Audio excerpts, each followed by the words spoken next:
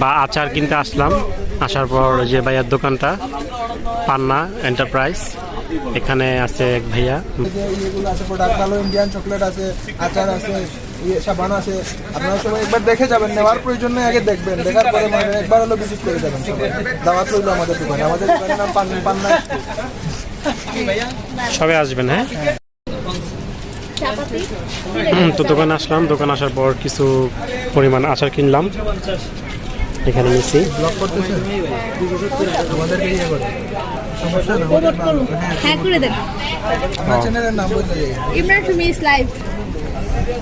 ভাইয়ের দোকান হলো এটা, দোকানের নাম। আপনি নেওয়ার পরেও একটু জানাইয়েন আমাদের। আপনি এখন আসলে মনে করেন আপনার বাদ জিনিস দেওয়া যাবে না। হ্যাঁ অবশ্যই। ভাইয়ের নামটা কি জানি? ভাইয়ের নামটা জানি কি? রাজন আহমেদ। আচ্ছা, রাজন আহমেদ। যে যে সিলেট আইবো অবশ্যই ভাইয়ের দোকানে এসে আচার নিয়ে যাবেন, কখনো ঠকাইবো না। ঠকাইবেন?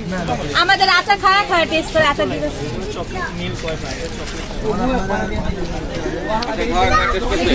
এটা হলো দোকানের নাম।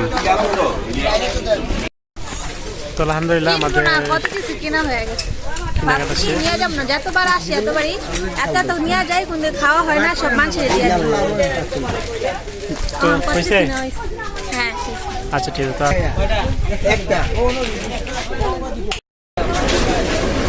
তো আমরা এখন বাস থেকে নামলাম।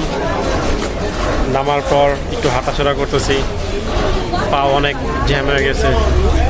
আর কফি খেতে বেরোইছি, দুঃখের বিষয় কফি নাই। কফিও নাই, দুধ চাও নাই। আমার রং চা একদম না খাইতে পছন্দ না আমার, তাই? রং চাই শুধু আছে। হ্যাঁ, দেখি কি করা যায়।